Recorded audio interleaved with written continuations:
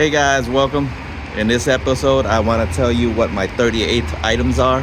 But before I continue, once again, this is a 2020 Jeep. And when I was upgrading my suspension system in early of 2025, I realized the parts on my Jeep are 4 to 5 years old. So my 38th items, I upgraded my shocks.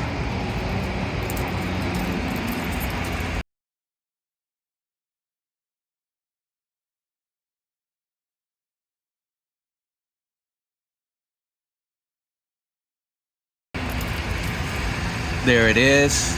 They are rough country shocks N3s. They're the regular standard shocks. This one was made for a 0 to 2.5 inch lift kit.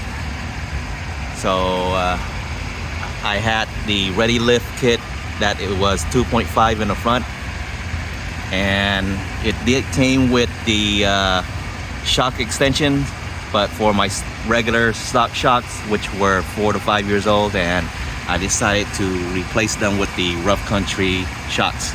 All right guys, that is my 38th item. It is the rough country 2.5 inch shocks. All right guys, thanks for joining me. Till next time, peace.